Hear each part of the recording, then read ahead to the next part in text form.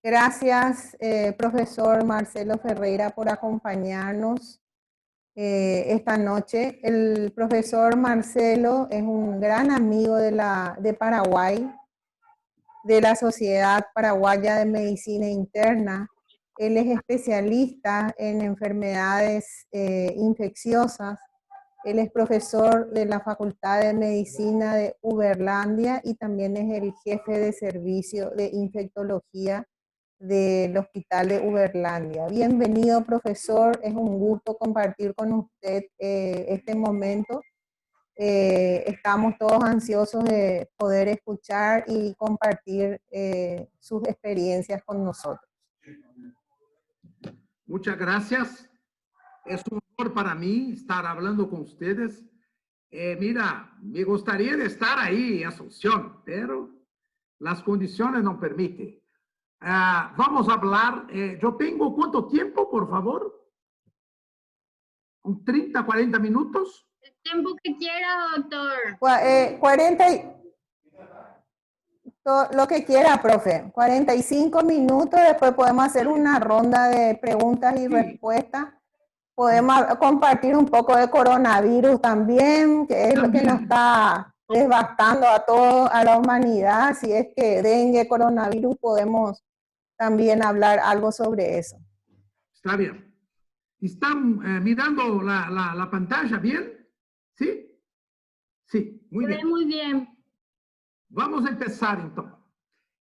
Vamos a hablar hoy del dengue. Dengue, como ustedes saben, es un arbovirus, una arbovirosis, que es un virus transmitido por artrópodes. ¿Sí?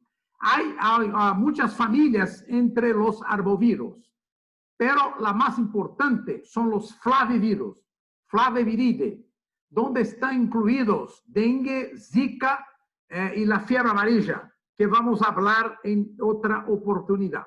Los arbovirus pueden circular entre animales domésticos y animales de selva, y los humanos y otros animales son hospederos huéspedes accidentales.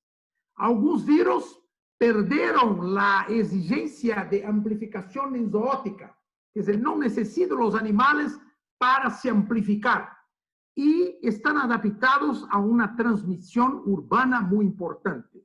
Entonces tenemos el problema de dengue, de chikungunya, como ustedes también, y del virus Zika, que no desapareció y ahora tenemos mucho menos casos, pero continúa presente en nuestras ciudades.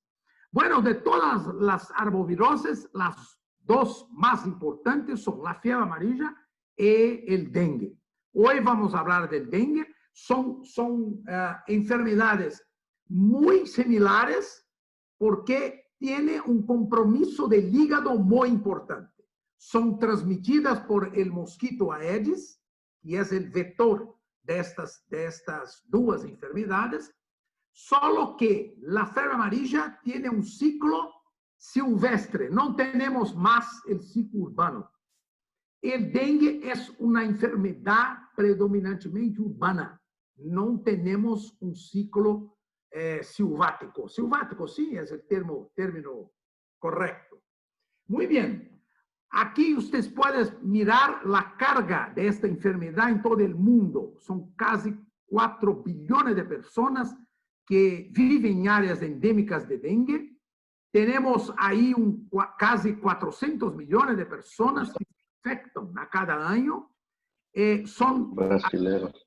96 millones. ¿Que pongo yo y de acá? ¿O sea, sí? ¿Dónde? ¿Por qué? Tiene un micrófono abierto ahí. Tenemos cerca de casi 100 millones de infecciones con síntomas por año. 500,000 personas tienen una enfermedad más grave que tiene que ser hospitalizadas para ter cuidados, muchas en terapia intensiva. Y tenemos ahí una tasa de letalidad de 2,5% en aquellos pacientes que tienen dengue grave. Es una tasa que no es baja, no es baja. Mira, ustedes pueden observar ahí que 75% de las infecciones no tienen síntomas. No tiene. El 25% solo de las infecciones son sintomáticas. Entonces, si tenemos 10.000 casos de dengue, usted puede multiplicar este número por 4. Entonces, tuvimos 40.000 casos, la mayoría sin síntomas, y solo un cuarto una infección sintomática.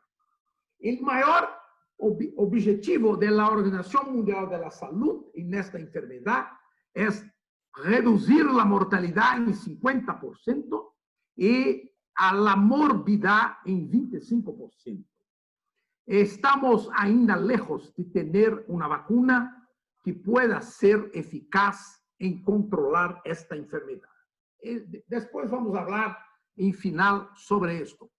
Bueno, ustedes pueden observar aquí hasta 2016, pero ustedes pueden observar que no decorrer de los años de este nuevo milenio, nosotros tuvimos un incremento muy grande de la cantidad de casos de dengue. Por supuesto, mira, todos los países, incluso en sur de Estados Unidos, todos los países sufren periódicamente epidemias de esta enfermedad. Algunos años con un número más reducido de casos y en otros una epidemia de grande proporción.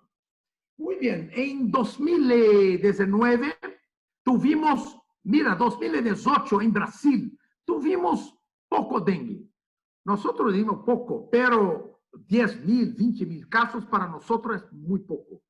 Pero en 2019 tuvimos ahí una cantidad muy grande de casos, muy grande, 40, 50.000 casos. Y en el final de junio del año pasado, el Brasil tenía más de 1 millón de casos sintomáticos de esta enfermedad. Bueno, entonces, aquí ustedes pueden mirar o dengue en Brasil, en Paraguay, en las Américas. Entonces, en Brasil, entre 2008 y 2019, tuvimos cerca de 11 millones de casos de dengue en Brasil. Dengue 2 fue el más prevalente en el año pasado. Es el sorotipo que predomina ahora. En este periodo tuvimos casi 6.500 personas que evolucionaron para óbito. Y en el año 2020 tuvimos, mira, 875.000 casos hasta la semana 26, con 415 óbitos en nuestro país. A mayoría en las regiones centro-oeste, sudeste y nordeste del país. La mayoría de los óbitos ocurre en personas mayores de 60 años de edad, que son frecuentemente portadoras de varias comorbidades, como hipertensión, diabetes, doença cardiovascular, renal, etc. Bueno, ustedes tuvieron ahí una epidemia en este año, ¿no? Con casi 28.000 casos. Este número yo saqué del site del Ministerio de Salud de su país, con cerca de 53 óbitos. No sé si esos datos están correctos. Y hasta el final del mes de marzo, ¿no? Había muchos casos suspeitos, ¿no? Casi 180.000 casos, pero no sé si fueron confirmados o no. Después podemos comentar algo sobre esto.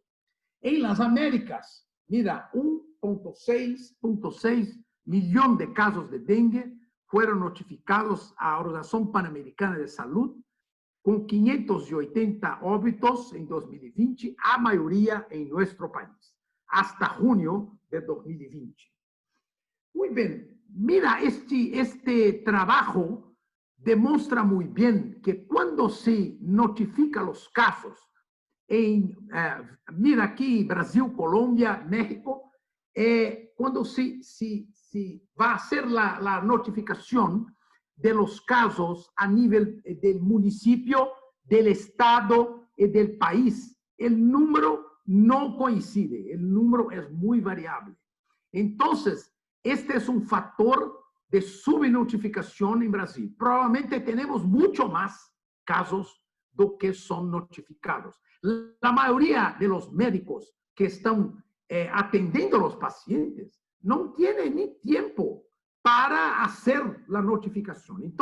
Entonces nosotros sabemos que un gran número de casos no son notificados al Ministerio de la Salud.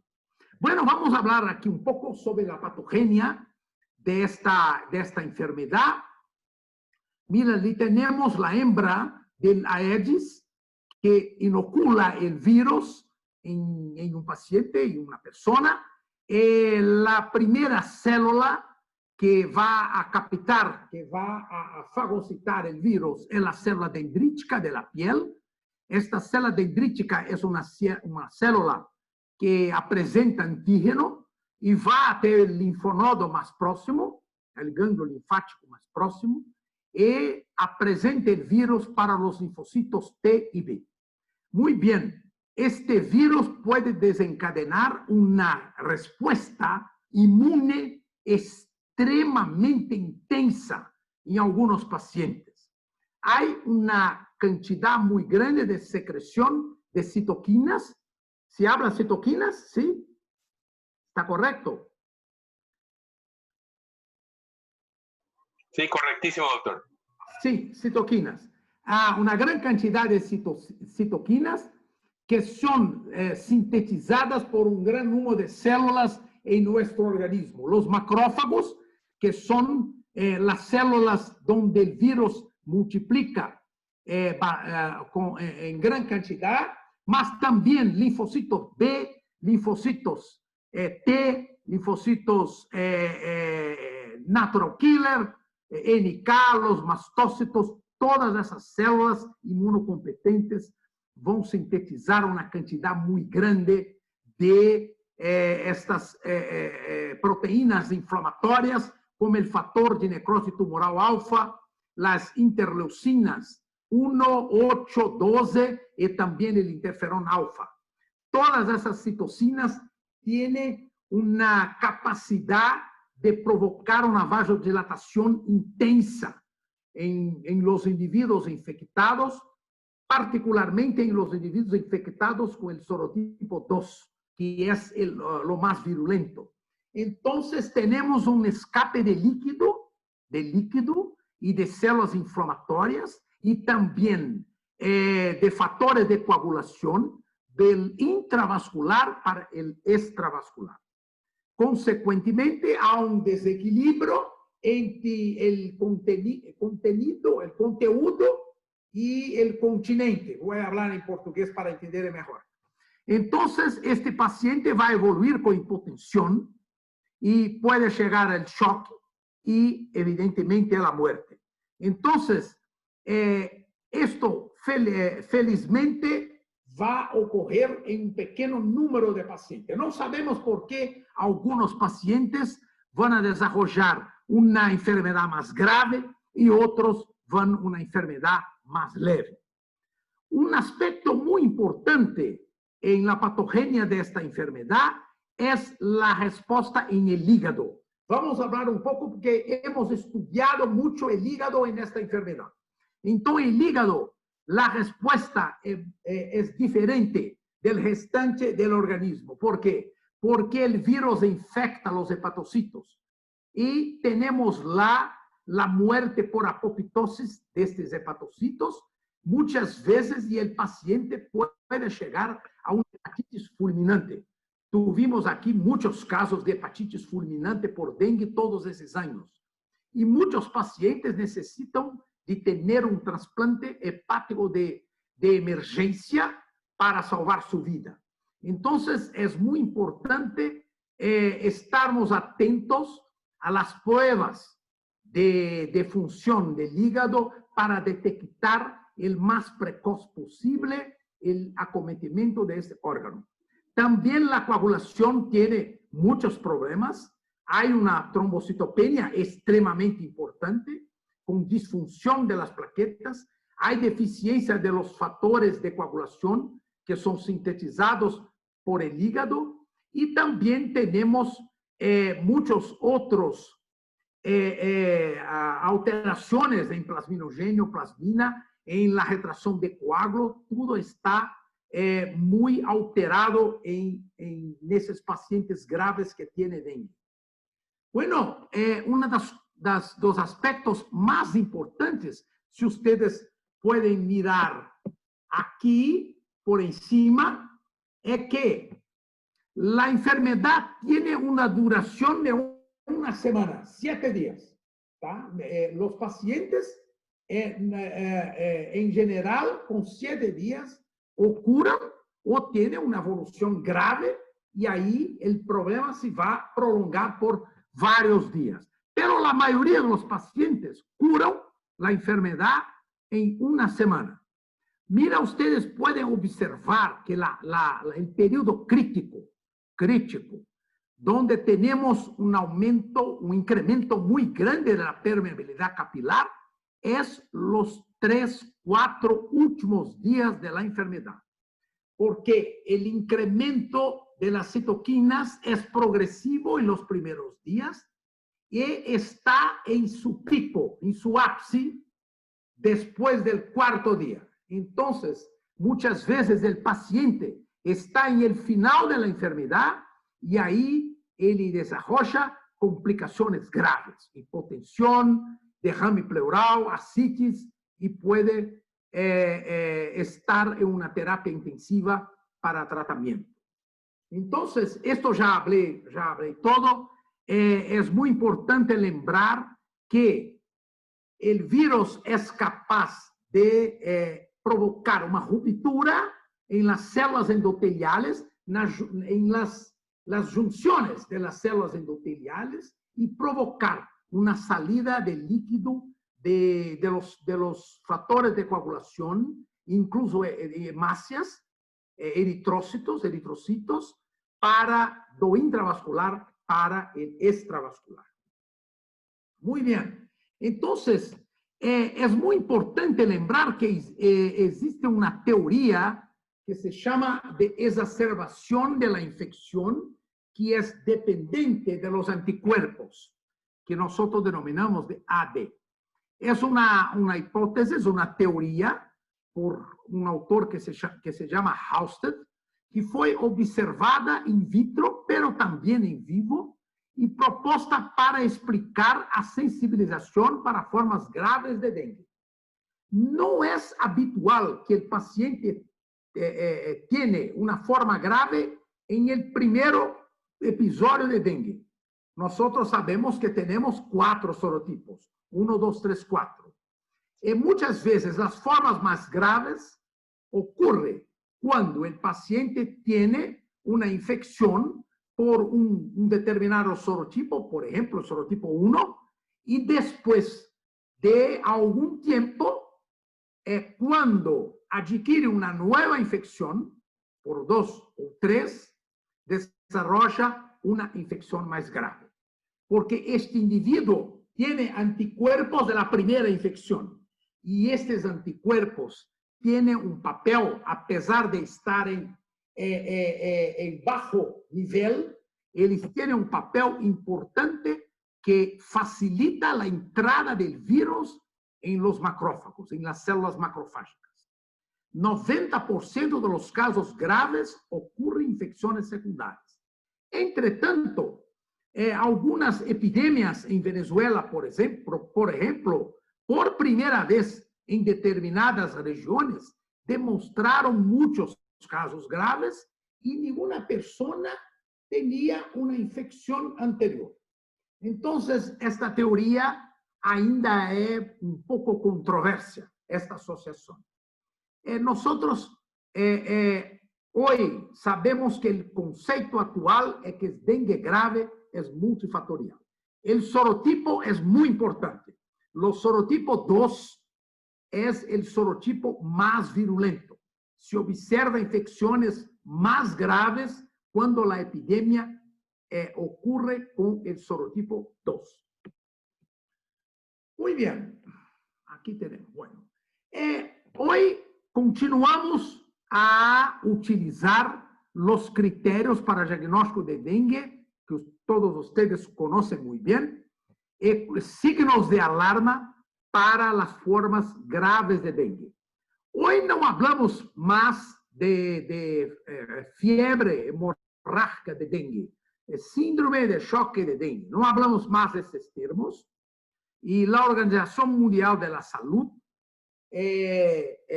hoy clasifica esta enfermedad en dengue, dengue con signos de alarma y dengue grave.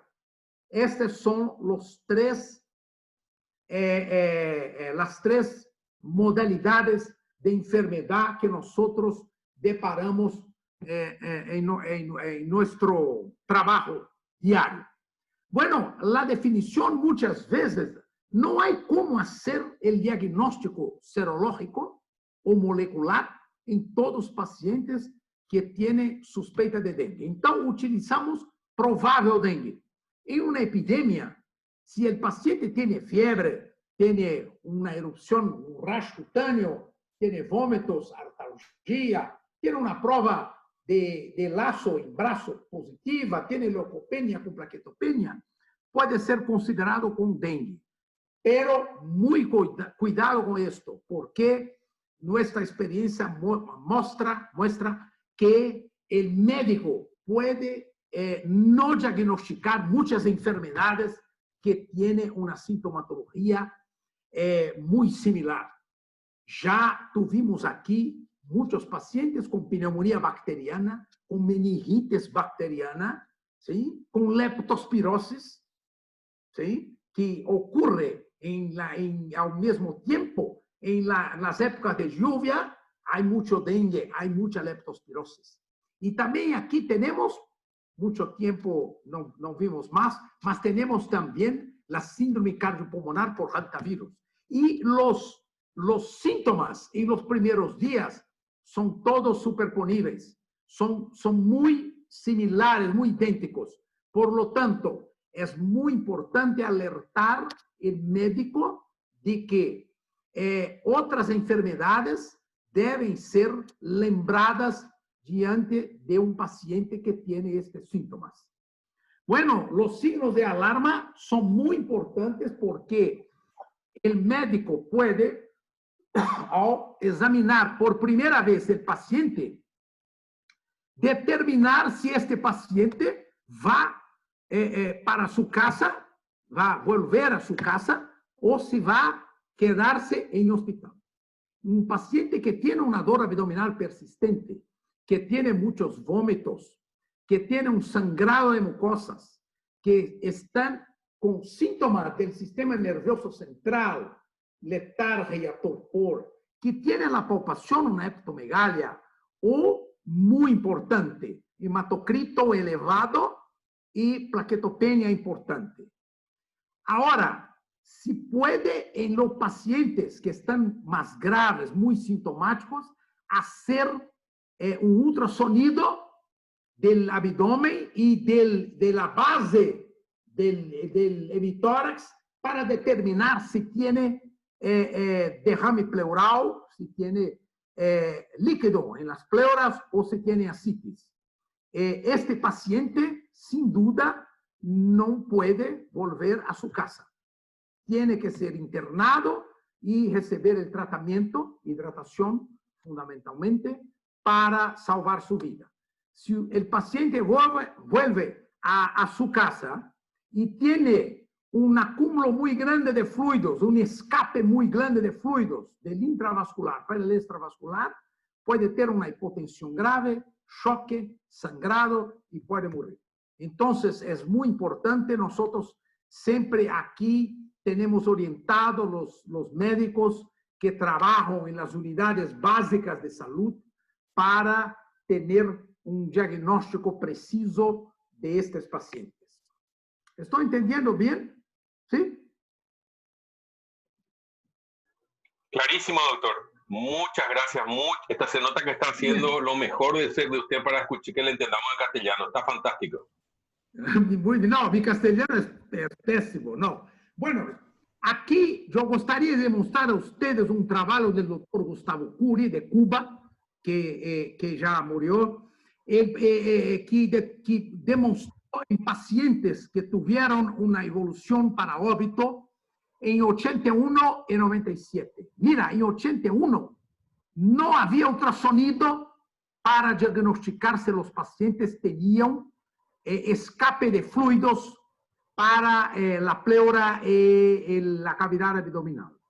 En 97 ya había el ultrasonido. Entonces, ustedes pueden observar los que ascitis y efusión pleural, mira, 81, 8% solo.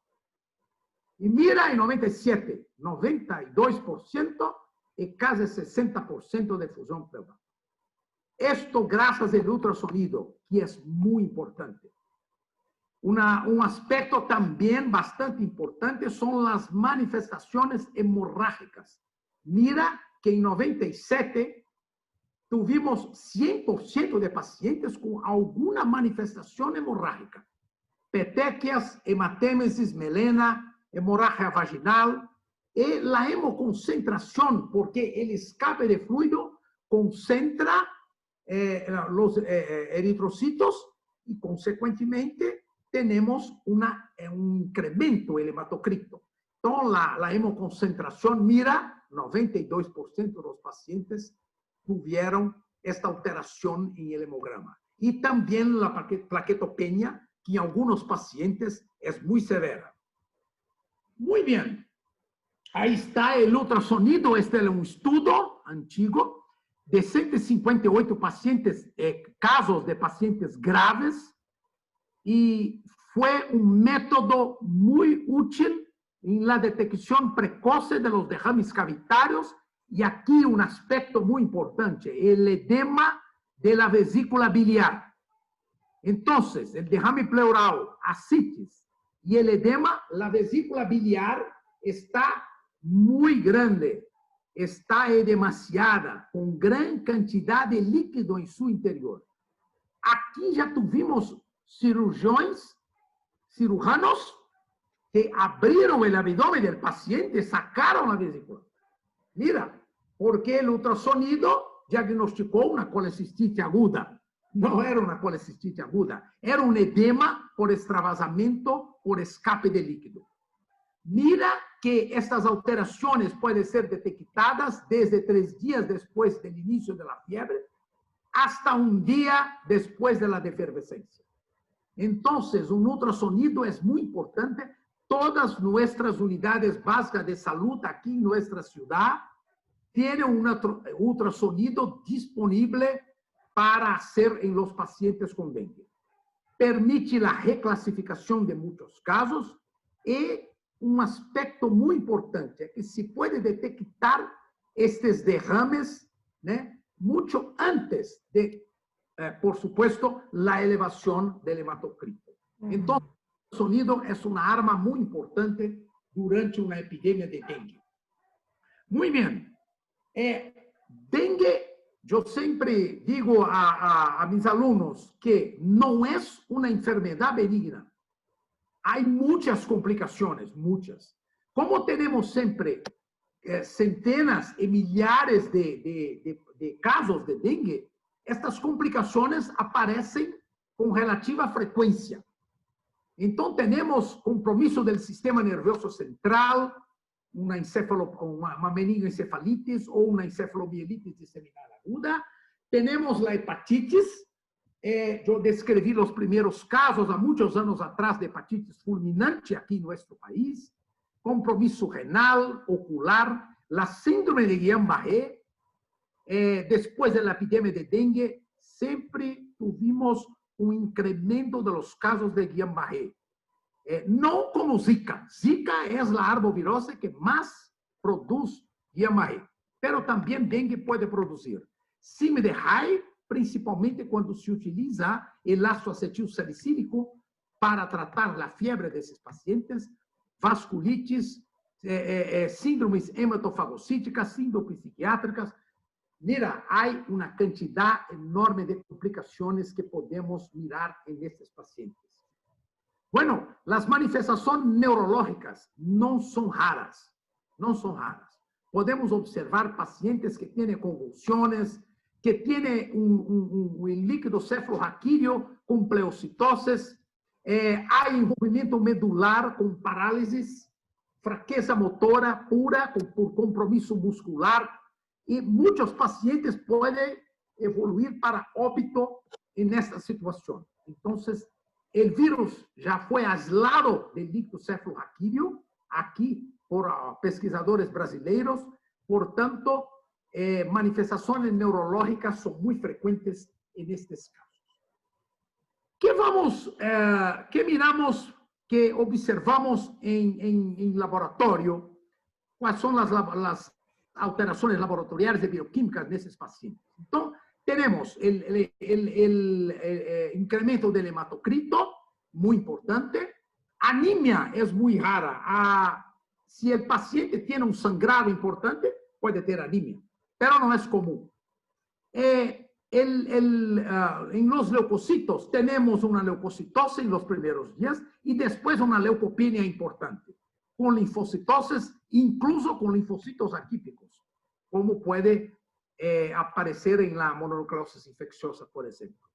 La plaquetopenia es muy pronunciada después del cuarto día. Nosotros ya vimos acá pacientes con 5.000 plaquetas, 3.000 plaquetas. ¿Sí? Después vamos a hablar un poco na conducta en esos pacientes. Y un aspecto muy importante es el incremento de las aminotransferasas hepáticas. Vamos a hablar más sobre esto en los próximos diapositivos. Y alteraciones, como digo a ustedes, de los parámetros de coagulación en las formas graves. Entonces tenemos prolongamento del tiempo de protrombina y del tiempo parcial de tromboplastina. Las aminotransferasas tienen incrementos leves a moderados, no son elevados. Podemos tener pacientes que tienen incremento hasta 1.000, 2.000 unidades, pero son raros. La mayoría de los pacientes tienen incrementos hasta 80, 100, 120, no más.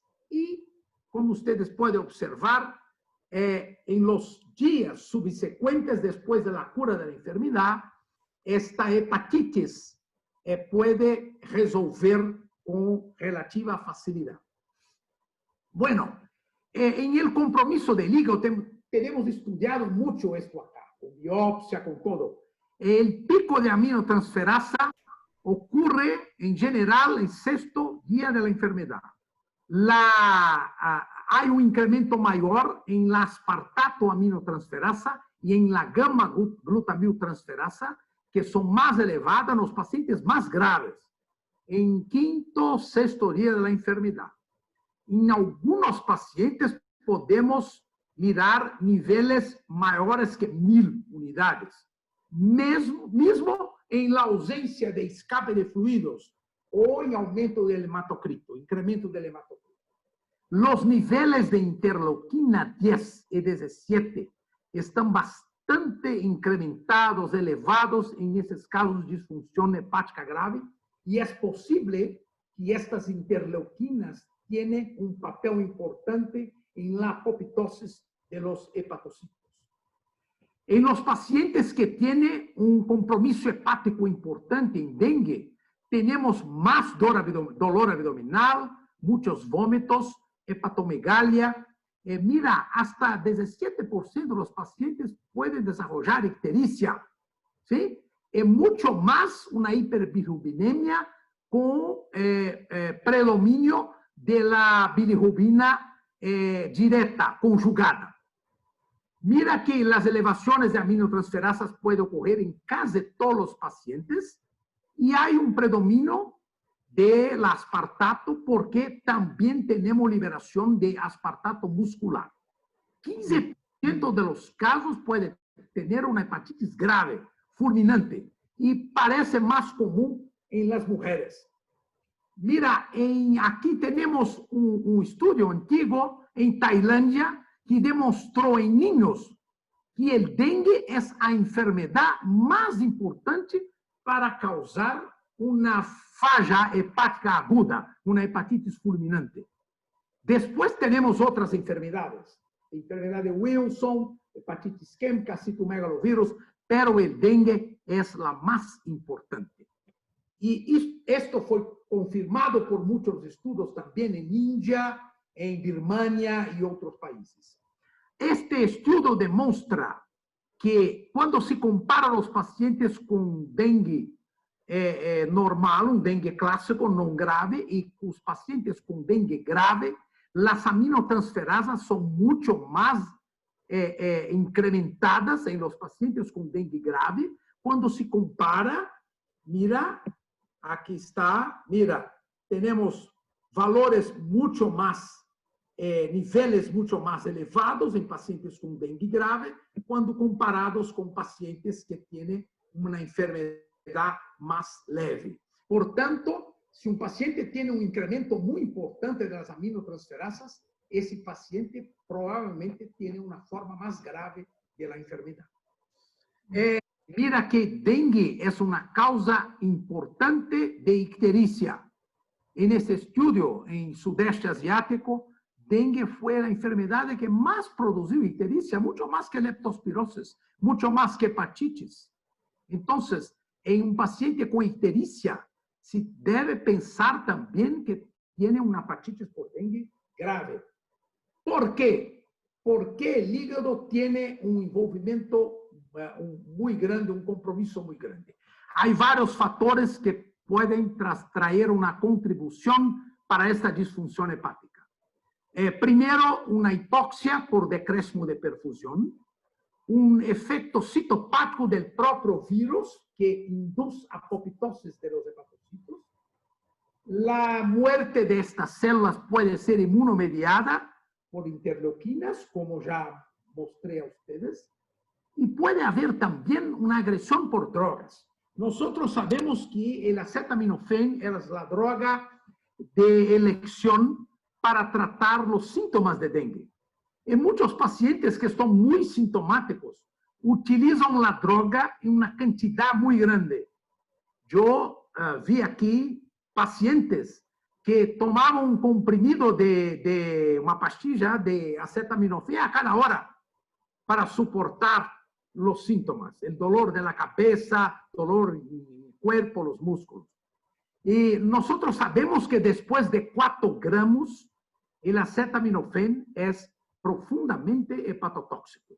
Entonces, es muy importante y muchos de esos pacientes tienen una agresión hepática por esta droga cuando utilizan en dosis muy altas. Muy bien.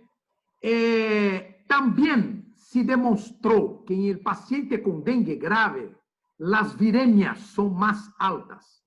Entonces, no solo el hígado, pero también el sistema nervioso central. Cuando hay una viremia muy alta, principalmente el inicio de la enfermedad, tenemos un compromiso mayor de estos órganos. En el hígado, el virus puede infectar los hepatocitos y también las células de Kupffer. En el hepatocito hay un acoplamiento viral a través de una glicoproteína de envelope en receptores de la membrana del hepatocito. Con interiorización, el virus adentra la célula utilizando el heparansulfato, que es su receptor. Entonces, ele é endocitado para o interior da célula, onde vai multiplicar. E este vírus induz as enzimas, as caspases, que vão digerir as organelas e o DNA do hepatocito, provocando a formação de los corpúsculos de Kauffman, que são os cuerpos chamados cuerpos apoptóticos, que pode aparecer em la fiebre amarilla e também em outras enfermedades, hepatitis por vírus. Bueno, aquí ya hablé, podemos pasar. Aquí tenemos un estudio de falla hepática aguda, una hepatitis fulminante en Tailandia, observación de 1.926 pacientes con dengue, 6 presentaron una falla hepática aguda, 4 evoluyeron para óbito y solo 2 sobrevivieron. Esos pacientes tienen que ser sometidos a un trasplante de hígado de emergencia para salvar su vida. Mira aquí, eran pacientes jóvenes, 29 años, el promedio. La duración de la enfermedad del inicio hasta el desarrollo de la enfermedad, 7.5 días. Y una incidencia baja, 0,31%. Pero estos pacientes tienen factores de riesgo muy importantes. Los pacientes que tienen menos de 40 años, ¿sí?, que tienen linfocitos atípicos en hemograma y que tienen un recuento de plaquetas menor que 50.000. Entonces, estos factores estuvieron asociados a una mayor gravedad del compromiso hepático. Y entonces, la incidencia es baja, pero la mortalidad muy alta. Esos pacientes pueden desarrollar coagulopatía grave, ictericia, infecciones bacterianas y fúngicas, incluso por candidemia o aspergilosis diseminada, encefalopatía hepática, falla renal aguda, edema cerebral, colapso cardiovascular, choque y falencia, ¿no?, falla multiorgánica. Muy bien, aquí tenemos solo un ejemplo para ustedes, un paciente joven de 33 años, era un etilista pesado, veio a nuestro servicio con fiebre, hepatomegalia y ictericia de una semana. 24 horas después desarrolló una insuficiencia hepática y renal y evoluiu en coma hepático y muerte. Mira, no tenía plaquetopenia. No tenía plaquetopenia. Pero las aminotransferasas muy altas, una falla renal, una insuficiencia renal importante. La bilirrubina no estaba muy incrementada, 5 mg/100. Las serologías para hepatitis todas negativas. Mira, la necropsia demostró una necrosis fulminante maciza del hígado con necrosis medio-zonal muy similar a la fiebre amarilla. Los corpúsculos de Kauffman y la inmunohistoquímica demostró el antígeno de dengue 1 en los hepatocitos. Nosotros pensamos que era un caso de fiebre amarilla, pero no era. Era un caso de dengue grave con falla hepática aguda. Ahí está su hígado y aquí se puede demostrar los hepatocitos en la porción mediana del lóbulo hepático con una necrosis y apoptosis bastante importante. Ahí está, en este mismo caso, nosotros hicimos una microscopía electrónica de fragmentos de hígado y pudimos observar el virus en gran cantidad, como se puede observar acá, en el interior de los hepatocitos. Entonces, dengue con hepatitis grave es esto. Aquí tenemos, ¿no?, en la zona media del lóbulo hepático, y podemos observar aquí estos hepatocitos, estos hepatocitos que son más eosinofílicos, mira aquí, más eosinofílicos, son hepatocitos apopitóticos. Aquí tenemos en el cuadro, mira, cuerpos apopitóticos resultantes de la muerte de los hepatocitos. Y si estudiamos por inmunohistoquímica, en la zona 2, la mayoría de los pacientes con dengue tiene, mira que hay pocos hepatocitos comprometidos en la zona 1 o 3, y solo en la zona 2 tenemos una gran cantidad, mira, de hepatocitos apopitóticos. También la esteatosis, la infiltración gordurosa del hepatocito, es muy frecuente, incluso en la fiebre amarilla y el dengue. El virus probablemente inhibe la degradación de los triglicéridos en los hepatocitos y se acumula esta gordura rápidamente en estas células, provocando una esteatosis aguda, en las células hepáticas, como se puede observar en ambas las enfermedades. También es más frecuente en la zona 2. Nosotros estudiamos también las coinfecciones que pueden ocurrir en pacientes con dengue. Y aquí vimos este trabajo que demuestra que hay coinfección, por ejemplo, con malaria por Plasmodium vivax, ¿tá? En áreas de aquí, en nuestro país, en la región norte, Amazonía, tenemos mucha malaria y mucho dengue. Entonces, es importante, voy aquí a repetir, que el médico tiene que hacer el diagnóstico diferencial con otras enfermedades, malaria, hepatitis virales, leptospirosis, muy importante, ¿tá? Entonces, mira que en este trabajo aquí brasileiro, en 1.578 pacientes estudiados en la Amazonía, se detectó que 11% tenían malaria viva asociada. Ustedes no tienen más malaria. Paraguay hoy es un país libre de malaria, ¿tá? Sí, pero en aquellos países que tienen es muy importante la coinfección. 584 tenían dengue y 44, 2.8 estaban coinfectados. Entonces, mira, 176 tinham malaria, 584 tinham dengue y 44, 2.8% estaban coinfectados. Y mira, en los coinfectados, la enfermedad es más grave, 55%, el dengue es más grave. Hay más hemorragias, el paciente tiene más hemorragia. La hepatomegalia y la ictericia puede ocurrir en la mayoría de los casos. Los pacientes coinfectados son incomunes, pero pueden desarrollar cuadros más graves cuando comparados con no infectados. ¿Qué tenemos con el COVID, con el coronavirus? También el dengue. Tuvimos este año aquí en mi ciudad una epidemia de dengue con más de 80,000 casos. Y tenemos el COVID. Bueno, nosotros pensamos que vamos a tener muchos casos con las dos enfermedades.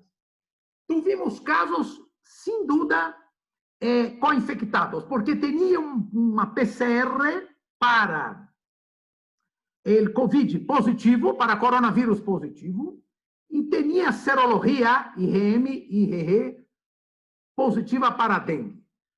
Pero, muy importante, hay un trabajo reciente que puedo enviar a ustedes. Yo leí el trabajo hoy, no había tiempo para colocar acá, que se demuestra que puede haber antígenos cruzados entre el virus dengue y el coronavirus. Y por tanto, la serología en un paciente que tiene COVID puede tener serología para dengue positiva, IgM y IgG.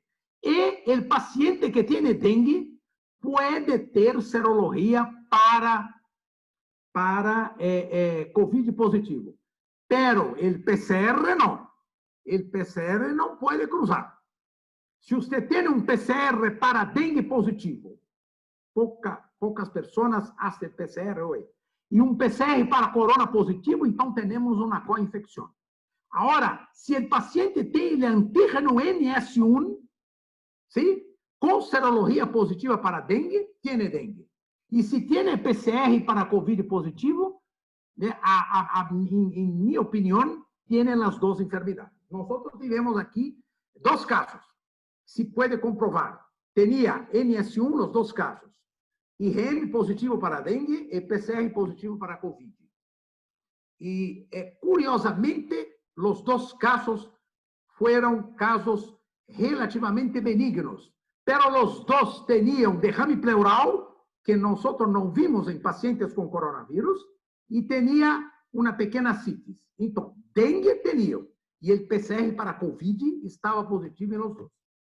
Por lo tanto, la coinfección puede existir, pero los casos son muy pocos y aún no tenemos una opinión segura para demostrar si una u otra enfermedad puede ser más grave cuando están asociadas. Muy bien. Otro aspecto importante que tenemos observado acá es los pacientes que tienen doença hepática crónica, que tienen cirrosis, que tienen hepatitis C o B con cirrosis y tienen dengue. Esos pacientes no tienen una buena evolución de la enfermedad. El dengue puede acometer con frecuencia portadores de hepatopatías crónicas, particularmente el virus B, en áreas endémicas. Hay muchos relatos en la literatura de una mala evolución de esta enfermedad en estos pacientes. Puede ser un componente que puede desencadear el acute chronic liver failure, ou seja, uma enfermidade aguda em cima de um fígado crônico e que pode desarrollar múltiplas disfunções orgânicas. Esse paciente pode evoluir para óbito porque descompensa sua hepatopatia crônica, sua cirrose, ¿sí? Então, devemos estar atentos para este problema. Se o paciente tem cirrose, uma enfermidade hepática crônica, o dengue pode desencadenar uma descompensação da enfermidade. Muito bem, então, diagnóstico diferencial, já falamos muito. Fiebre amarilla, chikungunya, el hantavirus que nós temos, ¿sí? Influenza es un diagnóstico diferencial muy importante. Solo los testes moleculares pueden diferenciar la enfermedad. Mira, un estudio del Ministerio de la Salud de Brasil, y también hicimos este estudio aquí en nuestra ciudad, en las síndromes respiratorias agudas graves. En Brasil, 690.000 personas con síndromes respiratorias agudas graves. Ahora, en los últimos 6 meses, durante la pandemia, solo, 51% de las síndromes fue por COVID, por coronavirus. Los otros 50% no. Influenza, otras viroses, pneumonia bacteriana. Aquí en Uberlândia, hicimos en 240 pacientes y solo 48% fue diagnosticado con coronavirus. Lo restante son otros virus, son bacterias. Hay muchas causas para desencadenar la síndrome respiratoria aguda. Por esto es muy importante. ¿Sí? La leptospirosis que puede ocurrir, ustedes tienen ahí, nosotros tenemos acá. El cuadro clínico es muy similar. Un trabajo en Puerto Rico demostró que muchos pacientes diagnosticados como dengue tenían leptospirosis. Entonces, como las dos enfermedades ocurren en la época de la lluvia, entonces es importante hacer el diagnóstico diferencial y la serología para diferenciar las dos enfermedades. Bueno, el diagnóstico, todos ustedes conocen muy bien. En los primeros días no tenemos anticuerpos y por lo tanto utilizamos el NS1, el antígeno NS1, no estructural tipo 1, que se puede determinar por un teste rápido, inmunocromatografía o por ELISA o suero. Es importante demostrar que no todos los pacientes que tienen dengue tienen NS1 positivo. Y la positividad del teste va disminuyendo con el tiempo de la enfermedad. Se puede hacer el RT-PCR, pero solo en laboratorios que tienen este teste molecular disponible. Bueno, después del 5º día tenemos los anticuerpos IgM y más posteriormente, después del 7º día, el anticuerpo IgG. Mira, aquellos pacientes que precozmente tienen todavía el anticuerpo IgG, son pacientes que probablemente ya tuvieron dengue anteriormente. Es una infección secundaria y esos pacientes tienen que estar atentos porque nosotros sabemos que puede desarrollar una enfermedad más grave. Muy bien. ¿Qué podemos hablar de terapéutica? Bueno, no tenemos terapéutica para dengue, no tenemos. La enfermedad debe ser manuseada con sintomáticos, antipiréticos, analgésicos, paracetamol es de escolha, no ultrapassar 4 gramos em hipótese nenhuma, porque depois de 4 gramas, esta droga é uma droga hepatotóxica. Los fluidos, muy importante, los pacientes que tienen un cuadro más leve pueden tener recibir fluidos por vía oral, pero los pacientes más graves tienen que ser internados, recibir fluidos venosos y el suero fisiológico normal, 0.9%, es la de elección para tratar los pacientes que están hipotensos y que están chocados. El plasma fresco, el plasma puede incrementar la contagem de plaquetas, pero hay estudos que no son controlados. Nosotros ya utilizamos acá en uno u otro paciente, y se puede elevar el número, pero no es una terapéutica con una fundamentación importante. Bueno, disminuir la tormenta de las citoquinas, no tenemos ninguna droga, los corticosteroides no son recomendados. Había alguna evidencia de beneficio, pero la revisión Cochrane no demostró que los corticosteroides pueden traer beneficio en los pacientes graves. Al contrario del coronavirus, ¿no? Que se demostró recientemente que el corticoide puede ser muy importante y puede disminuir la mortalidad de los pacientes.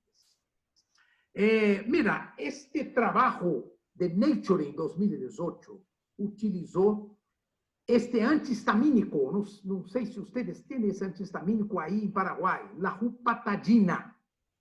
Es un antihistamínico que inhibe el receptor del factor activador de las plaquetas, que es una citoquina muy importante y que puede causar vasodilatación importante en pacientes con dengue. Entonces, esta droga puede modular la pérdida vascular de los líquidos, inhibiendo este factor activador de plaquetas. Hay dos estudios, in vitro, in vivo, que se demuestra que la permeabilidad vascular está reducida y hay un incremento muy rápido del número de plaquetas en esos pacientes. Muy bien. El año pasado nosotros utilizamos una cantidad muy grande de pacientes la rupatadina y como es una droga que no tiene efectos adversos, no tiene nada, ¿por qué no utilizar? Y es barata. Nosotros utilizamos en muchos pacientes. Lo que observamos es que el paciente tiene una mejora más rápida de los síntomas, pero no fizemos un estudio sistematizado y comparativo en quien toma y en quien no toma. Estamos levantando los dados. Este año no podemos hacer nada por causa del coronavirus. Estamos levantando. Hay un estudiante levantando los pacientes que tomaron rupatadina y vamos a comparar solo para ver un grupo que no tomó cuál fue la evolución de los dos grupos. Pero la impresión es que la droga puede mejorar rápidamente los síntomas del paciente. Y no observamos plaquetopenias graves en esos pacientes que tomaron la enfermedad. Se puede utilizar un comprimido cada 12 horas por 5 días. Muy bien. Controlar la dengue es muy difícil, ¿sí? ¿Por qué? Porque la prevención y control del vector es muy insuficiente.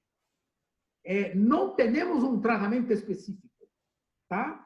Medidas profilácticas también no tenemos. Y hay una presión mundial para se desarrollar algo más para combater esta enfermedad que nos perturba todos los años. Muy bien, entonces, la necesidad de una vacuna, ¿sí? Tenemos una vacuna para dengue, que es la Denguevaxia. Yo hablé de esta vacuna para ustedes ahí en unos congresos de infectología. Fue la primera vacuna contra dengue en todo el mundo. Estaba licenciada en muchos países, incluso en Brasil. No sé si ustedes utilizaron esta vacuna ahí en Paraguay. No sé, después podemos discutir. Pero aquí utilizamos mucho, principalmente en Paraná, en el estado que tiene una frontera con ustedes. Se utilizó mucho, mucho, mucho. Muy bien. El inicio del estudio se demostró que esta vacuna podría,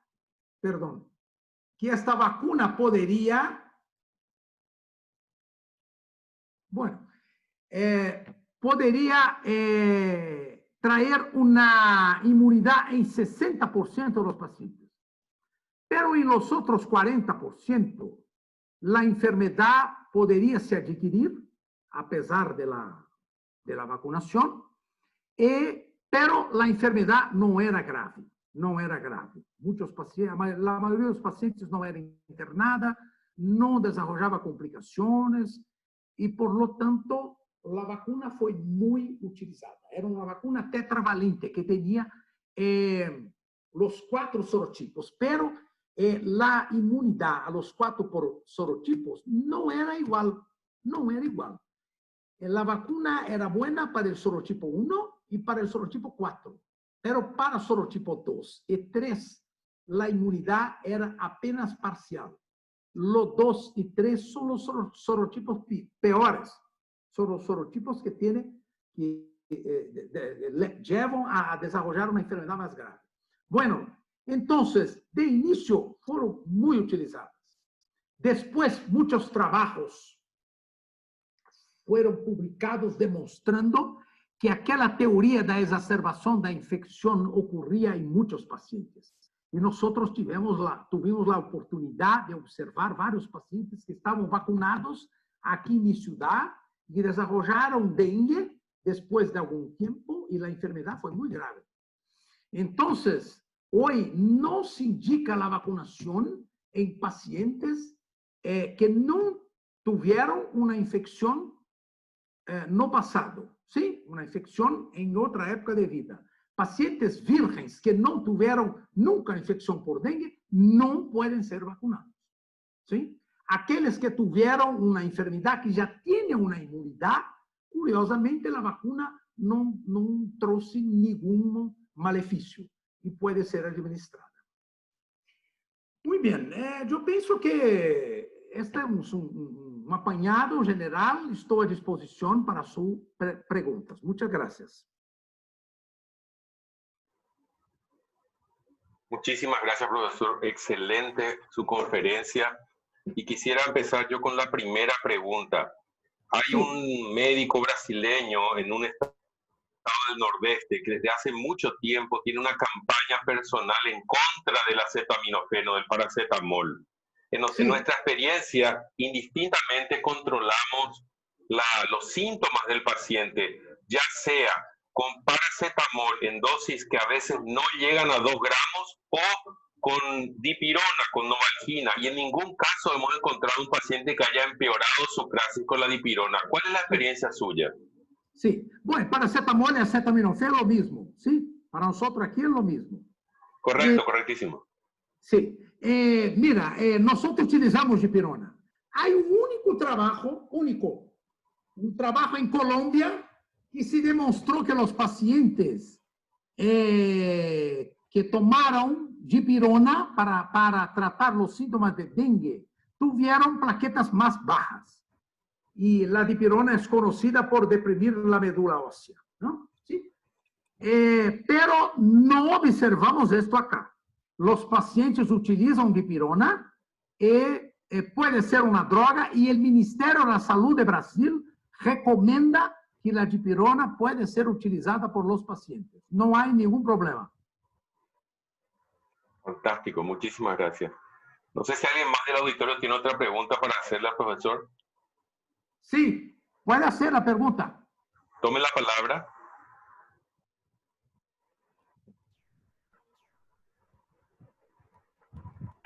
Sí, buenas noches, doctor Carlos Ortiz. Buenas noches. ¿Qué tal, profesor? Muy excelente charla. Clarita, quisiera saber si ustedes vieron complicaciones neurológicas y fundamentalmente el síndrome de Guillain-Barré y qué resultados tuvieron con estos pacientes. Manifestaciones neurológicas. Sí. Sí.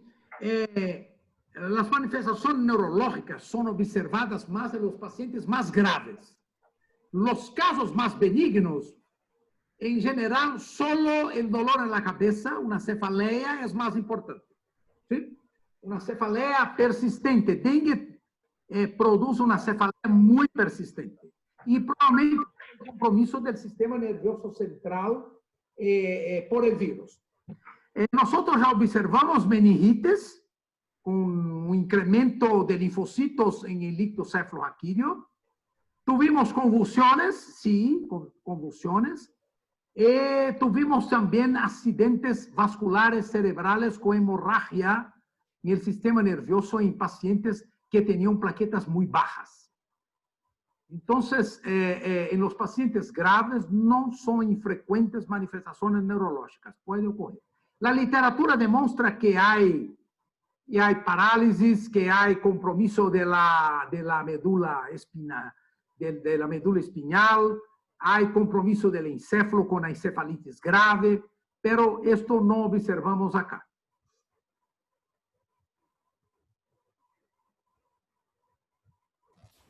Gracias, doctor. La doctora Genoveva tiene la Y palabra. doctora Genoveva. Quería preguntarle al doctor, muy interesante la charla, estamos Gracias. embaladísimos, le seguimos muy bien. El grado de hidratación, aparte de todo el mecanismo fisiopatológico, ¿verdad? Que estuvo explicando muy bien, ¿verdad? Que nos habla en los casos en que va a progresar un dengue a algo grave. Se vio también una directa correlación con el grado de hidratación, por ejemplo, con los pacientes que en esos primeros días no se hidrataron adecuadamente. ¿Se vio también una correlación con la gravedad posterior de la enfermedad? Mira, perdón. Perdón. ¿Puedes repetir la pregunta, por favor? ¿Puedes resumir? El grado de hidratación se correlaciona directamente con una buena o mala evolución. Por ejemplo, esos pacientes que no se hidrataron adecuadamente, decididamente después se los ve más frecuentemente que hacen una mala evolución. Sí. No hay duda, no hay duda. Y tenemos aquí dos aspectos. Primero, si usted no hidrata de manera adecuada, el paciente no sale de la hipotensión, ¿sí? Y si usted hidrata muy vigoroso, con gran cantidad de líquidos, como la permeabilidad vascular está aumentada, el paciente puede desarrollar un edema agudo de pulmón. ¿Sí? Entonces, hay criterios, la Organización Mundial de la Salud, hay criterios para hidratación. Iniciamos con 20 ml por kilograma de peso y después vamos observando el hematocrito, ¿sí? Es muy importante. Vamos bajando la cantidad de líquido, controlamos la presión arterial, el hematocrito, los parámetros clínicos normales de hidratación y, consecuentemente, nosotros podemos hacer una hidratación buena. Ahora, lo que hemos observado es mucho más el paciente hiperhidratado do que el paciente deshidratado, si está recibiendo líquidos, ¿sí? Aquí tuvimos muchos pacientes en las unidades básicas de salud que se hidratan una cantidad muy grande, 4, 5 litros. Y el paciente viene a nosotros con un edema de pulmón y necesita utilizar diuréticos para controlar la situación. Entonces, sí, no hay duda de que el parámetro de hidratación es extremadamente importante en el pronóstico del paciente.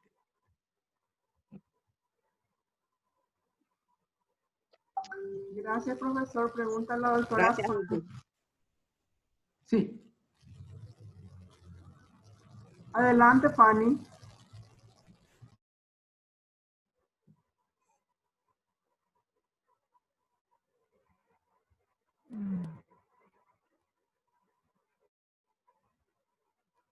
Tu micrófono, Fanny. Micrófono, Fanny, si activas.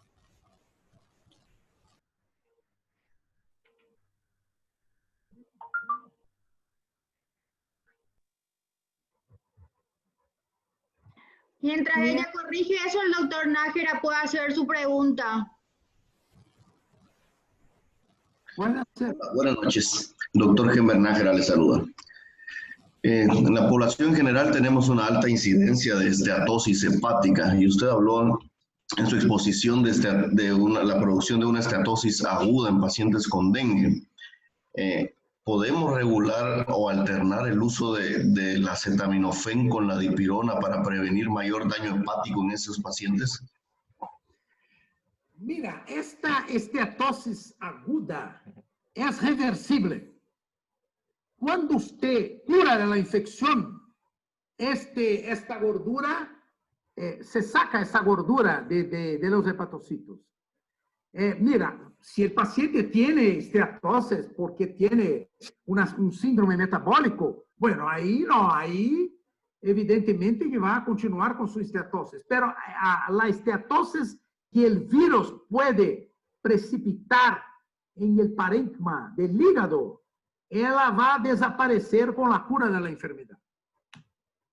¿Sí? Es apenas un fenómeno que ocurre durante la multiplicación, la replicación del virus en la célula. Después que el virus es eliminado, la esteatosis puede desaparecer. Mira, no hay mucha relación de las drogas, el acetaminofén y el de la dipirona, si usted utiliza en las dosis correctas, no hay mucha relación con una peora en el parénquima hepático. Pero si usted utiliza el acetaminofén predominantemente en dosis muy altas, ahí sí, el paciente con esteatosis, el paciente que es un etilista, puede tener lesiones hepáticas más graves. ¿Sí? Gracias. El doctor Roger tiene la palabra ahora. Hola, buenas noches a todos. Buenas noches, doctor Ferreira. ¿Qué tal? Aprovechando su experiencia en la afectación hepática en dengue, quería preguntarle una cosa. Imaginemos que estamos ante un paciente sano, sin comorbilidades, que le gusta hacer un consumo ligero, moderado de alcohol, una copa o 2 copas de vino al día, y que padece un cuadro agudo de dengue sin síntomas ni signos de alarma y sin criterios de gravedad. Solamente ligerísima elevación de las transaminasas, transitoria, o incluso sin alteración de las transaminasas. ¿Cuándo le decimos que después de la fase aguda el paciente puede volver a tomar esa copita, 2 copitas de vino que le gustan? Buena pregunta, buena pregunta. Me pregunto mucho. ¿Cuándo puedo voltar a beber? Bueno, si usted tiene una normalización de las aminotransferasas, de las pruebas de función hepática, usted puede liberar el alcohol para este individuo. Claro, esta copita que toma todos los días. En cuanto el hígado demostrar que hay ainda una inflamación, ¿sí?, que sea leve, que si las transaminasas no están normales, no se debe consumir alcohol. Pero si están normales después de 30 días, 4 o 5 semanas, están normales, sí puede volver a beber normalmente. ¿Sí? Buena pregunta. Muchas gracias. Doctor, tengo una pregunta acá del chat. Dice la doctora Lorena Torres. En cuanto al rash del dengue, que es descrito como signo en fase final del proceso, ¿también puede verse en los primeros días? ¿Por qué? Y depende de qué serotipo, dice. Déjame ver si comprendí la pregunta. Sí, está en el chat. Si el serotipo, ¿cuál es el papel del serotipo en la gravedad de la infección? ¿Esto? No. No. Habla primero de que el rash cutáneo se puede ver en la fase final como en la fase de inicio. Y si eso tiene que ver con el serotipo del dengue. Del virus. No, mira, o que se sabe, o que se conoce hoy, es que de los 4 serotipos, el 2 es el más grave. Probablemente es un virus que va a generar una respuesta inmunológica muy alta, muy intensa, una tormenta de citoquinas muy intensa, el 2, ¿sí? Y ustedes pueden observar que solo en final de la enfermedad es que se desarrollan las complicaciones. Es cuando las citoquinas están en el pico, están muy altas. Entonces, el paciente puede tener una disminución de la permeabilidad vascular con escape de fluido y evoluir con hipotensión y tener que ir a un hospital. Entonces, no hay una relación de sorotipo. El sorotipo 1 también puede hacer esto. El sorotipo 3 también puede hacer esto. Lo más benigno que en general no desarrolla una enfermedad más grave es el sorotipo 4, que nosotros ya tuvimos mucho aquí en Brasil. 4. El 4 es una enfermedad muy benigna, que en general 3-4 días el paciente no tiene más nada. No sé si respondí su pregunta. Bueno, la doctora Torres, si tiene más preguntas, escribe entonces. Y mientras paso a leer la otra pregunta, profesor. Si usan albúmina para reanimar a los pacientes en estado de shock. Sí. Teóricamente no hay indicación. Pero si usted tiene el paciente normal, no hay indicación. Tiene una albúmina normal en el suelo. Pero si usted tiene un paciente que es un hepatopata crónico, tiene una cirrosis hepática con hipoalbuminemia, si usted va a hidratar el paciente va a hacer un edema generalizado, porque no tiene albúmina, ¿sí? Para mantener el líquido en el intravascular. Entonces, la albúmina en este paciente es muy importante. Es decir, si el paciente tiene una comorbidad grave, que tiene una albúmina baja, ese paciente tiene que recibir albúmina, ¿sí? Porque el líquido que usted está infundiendo va a salir rápido del intravascular para el extravascular y no va a hidratar de manera adecuada, como ocurre en pacientes cirróticos, ¿sí? Sí, profesor, entendí. Profesor, hay otra pregunta. Dice, buenas noches a todos, de la doctora Fátima Gómez. Un paciente EPOC con hematocrito constantemente elevado, ¿lo podemos utilizar igual o le podemos utilizar igual como marcador para hidratarlo, los hematocritos, o cómo se procede en estos casos? Sí, el hematocrito es el principal parámetro que usted va a utilizar para hidratar al paciente. Si tiene un hematocrito de 52, ¿sí? El paciente está hipotenso y tiene un hematocrito de 52, la hidratación, ¿tá? Que no se puede hacer muy rápido, tiene que ser, claro, el inicio tiene que ser rápido porque el paciente está hipoténico, está hipotenso. La baja del hematocrito es el guía más confiable que usted tiene para demostrar que la hidratación es eficaz. Este es muy importante. Usted no va a tener una presión venosa central para hidratar el paciente con dengue. No hay necesidad para esto. Si usted puede guiar por la elevación de la presión arterial y el hematocrito, es muy importante, el parámetro más importante para usted hacer la hidratación en el paciente. Mira, la hidratación es muy importante en las primeras 48 horas. Esto es más importante. 24, 48 horas. Después de 48 horas, el paciente sí debe disminuir la hidratación porque el paciente puede desarrollar edema, un edema agudo de pulmón y edema periférico por un exceso de suero. ¿Sí? Entonces, sin duda, el hematocrito es muy importante. Muchas gracias, profesor. Tengo otra pregunta. La doctora Ruth dice, buenas noches. Para pacientes con plaquetopenias menos de 100.000, ¿utilizaron inmunoglobulina en su servicio? ¿Dice?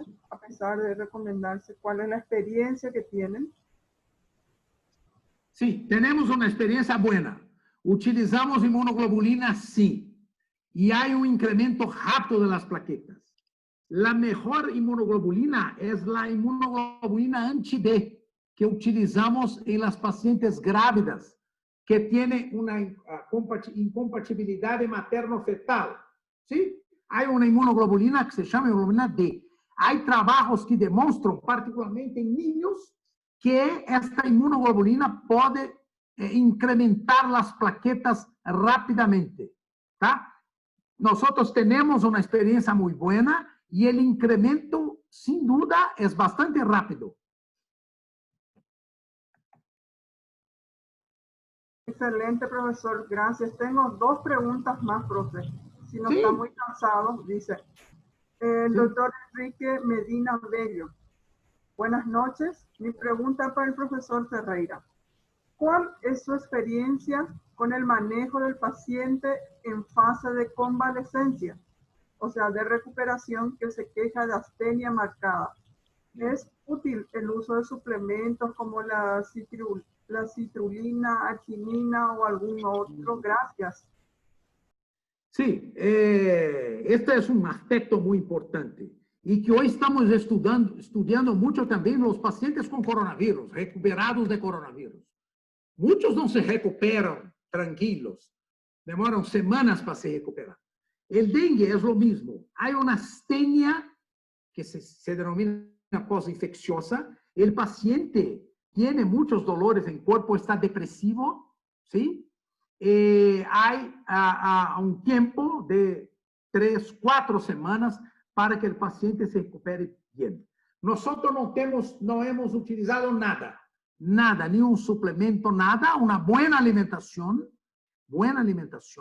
hidratación adecuada, ¿sí? Fisioterapia, muy importante para los pacientes.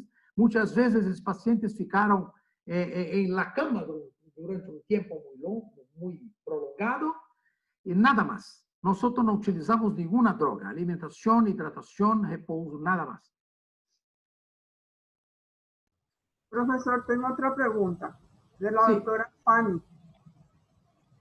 Su ponencia es excelente, empieza. Y dice, tuve algunos pacientes sin comorbilidades y con síntomas leves. Sin embargo, al 4º o 5º día presentaron signos de alarma por lo que requirieron internación. Por otra parte, pacientes muy sintomáticos que no presentaron complicaciones. Mi pregunta es, ¿hay relación con la intensidad de los síntomas en la primera etapa de la enfermedad con las complicaciones más graves? Buena pregunta, muy buena pregunta. No hay relación. Nosotros observamos pacientes que en los primeros síntomas son graves, tienen mucho vómito, tienen los signos de alarma, pero no tuvieron una evolución muy grave. El paciente fue internado, hidratado y está bien. Ahora tenemos muchos pacientes que tenían síntomas leves, volvieron a la casa, a su residencia, ¿tá? Y después volver al hospital de nuevo con síntomas graves, con signos de alarma grave. Nosotros aquí siempre orientamos al paciente y su familia sobre la presencia de los signos de alarma.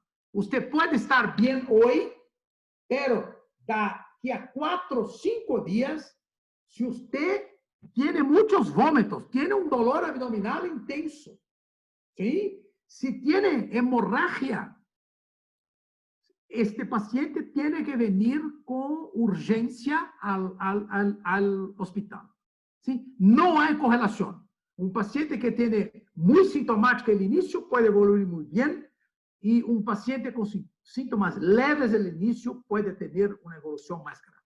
No hay relación. Muy buena pregunta. Muchas gracias, profesor. Tengo otra pregunta del doctor Eber. Buenas noches. ¿Cuál es la incidencia de dengue en edades pediátricas? ¿Y es este más grave en los niños? ¿Se puede ver dengue más grave? Sí. Este es un aspecto también muy interesante. Mira aquí el sudeste asiático, donde hay dengue endémico a décadas. Los más acometidos por la enfermedad son los niños. ¿Sí? Los niños tienen una enfermedad grave, con hemorragia, con hipotensión, con shock. Esto no es lo mismo que ocurre aquí en América. Los niños son acometidos, no hay duda. Hay niños con evolución grave, pero no son muchos. No sé cómo es su experiencia ahí en Paraguay, pero aquí en Brasil tenemos niños con dengue, pero no es grave. La mayoría de los pacientes graves son pacientes adultos jóvenes. Curiosamente, adultos jóvenes, principalmente mujeres. ¿Sí?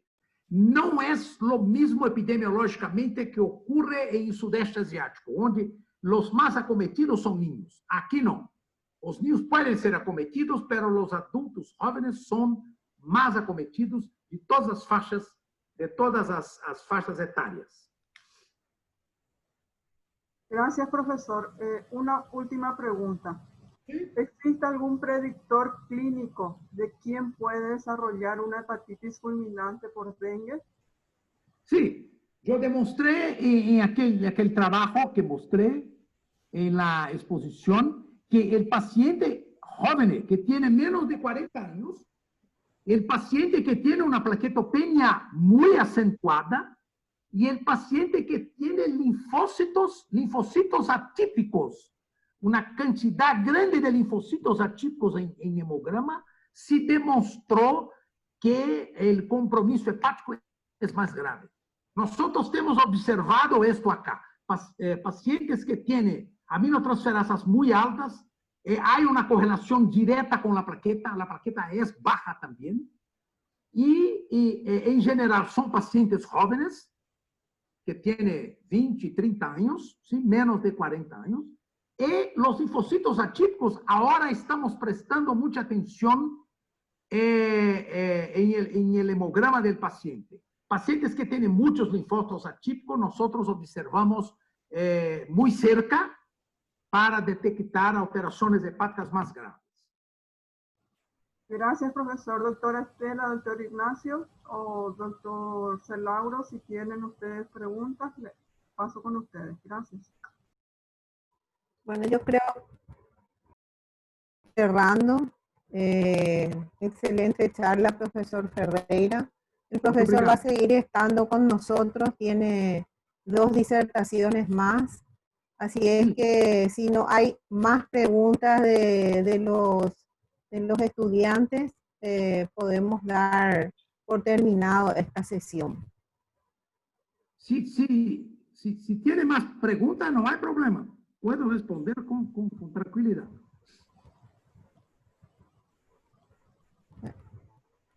¿No hay más preguntas, doctora Elian? No, por lo menos en el chat no estoy recibiendo y también estaba monitorizando el celular y por ahora no. Llegan felicitaciones para el profesor y que es un placer escucharlo. En base a la experiencia, es un placer escuchar, dice. Muchas gracias. Sí. Tenemos una charla en septiembre de fiebre amarilla, ¿no? Sí. Sí. Muy bien. Gracias de mi parte, Estela, por mi parte. Muchas gracias. Muchas gracias. Gracias, profesor. Muchas gracias. Muchas gracias. Un honor para mí